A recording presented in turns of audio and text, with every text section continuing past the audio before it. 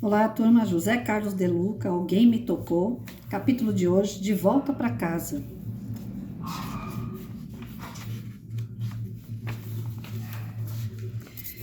É desta maneira que Jesus inicia a única prece que ele nos deixou.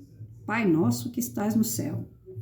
A oração do Pai Nosso, muitas vezes nós a recitamos sem refletir sobre o significado das palavras que Jesus escolheu para dialogarmos com Deus. Meditar sobre a sabedoria e profundidade das ideias escolhidas por Jesus representará para nós uma excelente terapia espiritual. 2 pontos merecem a nossa reflexão no trecho acima escolhido. A principiar a oração chamando Deus de Pai. Jesus deseja que nosso diálogo com Deus seja o de um filho conversando com o Pai. Com frequência, nosso diálogo com o Criador sofre a interferência negativa das ideias equivocadas que alimentamos sobre Deus.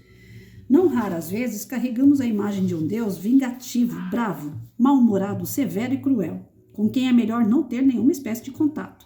No Antigo Testamento encontramos razões para ter essa visão equivocada de Deus, a qual Jesus veio reformular. Vejamos essa passagem que consta no Velho Testamento. Saibam todos que eu, somente eu, sou Deus. Não há outro Deus além de mim. Eu mato e faço viver. Eu firo e eu curo.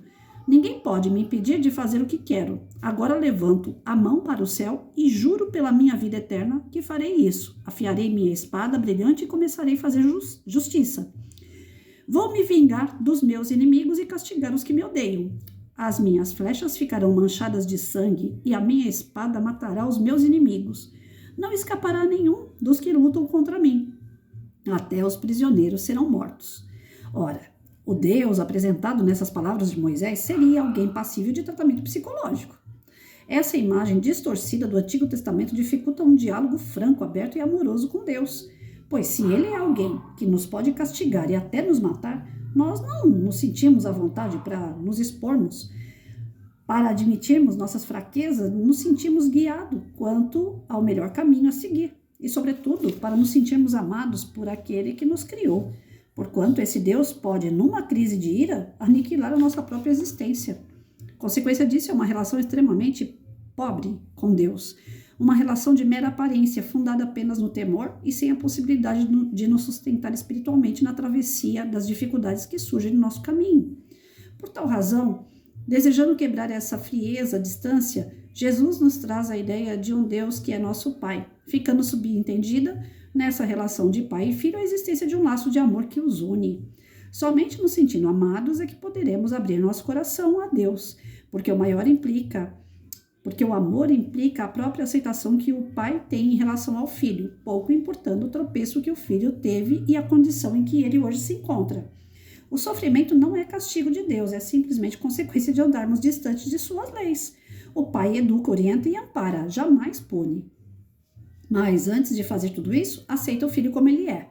Deus não tem um amor menor por nós quando nos desviamos do caminho do bem. Deus ama o homem que enveredou pelo crime da mesma forma que ama aquele que escolheu o caminho das virtudes. É nessa plataforma de amor que se assenta a nossa relação com Deus, conforme Jesus nos apresentou. Isso Jesus deixou bem claro na parábola do filho pródigo. Você talvez se recorde de que, nessa história, Cristo se refere a um filho que abandona a casa do pai e vai viver pelo mundo desregradamente, gastando todo o dinheiro que seu pai lhe havia dado. Ele passa fome e toda sorte de sofrimento. Lembrando que na casa de seu pai era muito mais feliz, arrepende-se e retorna ao pai, pedindo que o genitor o aceite de volta. Interpretando a parábola, concluímos de pronto que nós somos o filho perdido e o pai representa a figura de Deus.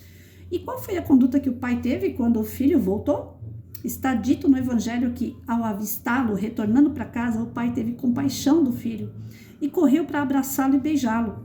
E sem qualquer admoestação ao filho rebelde, o pai mandou seus empregados trazerem a melhor roupa para o seu filho e ainda colocaram um anel em seu dedo e sandálias em seus pés. E não ficou nisso. O pai ainda mandou que fizesse uma grande festa para comemorar o retorno do filho que estava perdido e se encontrou. Que essa ideia do pai que nos ama não seja apenas um mero conceito intelectual, que ele possa descer da mente do nosso coração e que a partir de então nos possamos sentir amados pelo Criador, tal como o filho perdido foi amado pelo pai, sobretudo nas horas em que nos percebemos fracos e inseguros e atravessando o mar das provações.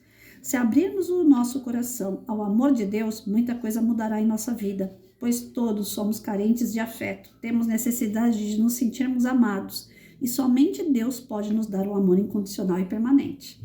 Geralmente as pessoas nos amam condicionalmente e por determinado período de tempo. O amor de Deus é incondicional e é para sempre.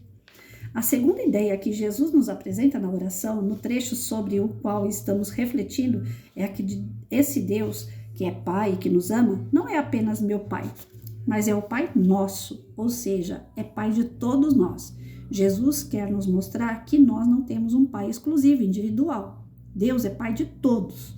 Nós, dos nossos familiares, amigos e inimigos, conhecidos e desconhecidos, inclusive de todos os animais. A consequência dessa realidade é que todos nós somos irmãos uns dos outros. E uma boa relação com Deus passa necessariamente por uma boa relação que estabelecemos com os outros filhos de Deus, os quais são nossos irmãos também. Não por laços consanguíneos, mas por laços espirituais que nos foram apresentados pelo Cristo. Assim como iremos orar a Deus suplicando auxílio se nos encontramos em guerra com nosso irmão. Como Deus poderá nos atender se alimentamos o ódio ou a raiva por nosso irmão que também é filho do mesmo Deus? Como o Pai pode nos ajudar se constantemente negamos ajuda aos nossos irmãos que passam necessidades das quais nós, bem que poderíamos socorrê-los? Os recursos que Deus nos concedeu devem ser compartilhados com nossos irmãos menos favorecidos. Foi para isso que Deus deu mais riqueza material e intelectual para alguns, para que pudessem aprender a amar os que receberam menos, repartindo com eles as riquezas vindas do alto. Se Deus não tem atendido às nossas preces, talvez seja porque ainda estejamos vivendo e orando com base no conceito de meu Pai e não de nosso Pai. Então, muito vai ser cobrado para quem muito foi dado, né? Em resumo, é isso. Se a gente quer os braços de Deus, a gente tem que estar quite com as pessoas que estão em nossa volta, né? É uma contradição muito grande, é difícil, né? A gente fazer o bem, principalmente para quem faz mal pra gente, mas a gente vai ter que exercitar isso daí, porque, como foi falado aqui, querendo ou não, todos somos irmãos, ou seja, todos somos filhos do mesmo Criador. É impossível chegar até Deus se a gente não consegue fazer o bem em volta da gente. Lógico, vai ser difícil para algumas pessoas? Vai ser quase uma missão impossível? Sim. Exemplifica, ora, confia. É o que tem para fazer por hoje. Mas aí amanhã você tenta uma outra coisa. E vai tentando. Até que chega uma hora que água mole e pedra dura, tanto bate até que fura, né? Quem sabe a gente consegue reconciliar com alguns inimigos a tempo, antes da gente voltar para o plano espiritual. Lá vem uma oraçãozinha bonitinha aqui, ó. Vamos lá. Amigo Jesus, como me sinto afastado de Deus. Como a imagem que fiz de Deus estava tão distante do Pai que me criou com tanto amor e continua velando por mim dia e noite. Obrigado, Mestre, por trazer Deus para tão juntinho de mim. Obrigado, Jesus, por ter tirado as flechas e as espadas de Deus e me trazer a visão de um Deus verdadeiro, que me abraça, me beija, me veste com a melhor roupa e que é capaz de fazer festa para mim pelo simples fato de voltar para os seus braços. Ajude-me, Jesus, a ver as pessoas como filhos deste mesmo Deus de amor e bondade, para que assim a minha felicidade seja completa, por viver em harmonia com a família do Pai. Assim seja. Vamos evitar uma encrenca, né, gente? E quando ela vier, que a gente peça a Deus que ela se afaste, que a gente não seja o causador, né? É duro a gente ser o causador das encrencas, mas se ela vier, que a gente tenha resignação, que a gente tenha compreensão para poder passar por ela sem ofender ainda mais o ofendido, porque o ofendido certamente é alguma coisa que já vem para nos cobrar aí de algo que a gente não fez direito, né? Nada nessa vida acontece por acaso. Se tá acontecendo uma cobrança é porque tem um motivo ali, alguma coisa a gente cometeu, né? Seja agora ou noutra vida. Mas vamos pedir a Deus que a gente passe por elas tentando ser uma pessoa melhor, sem desejar o mal para ninguém, sem ver Deus como um cara vingativo, mas que a gente vai colher os nossos frutos, isso é fato. Não é Deus castigando, São frutos do nosso plantio, né? O que a gente planta, a gente pega ali. Ou pega na hora ou pega depois, mas não tem como largar para trás, tá bom? Fiquem com Deus aí.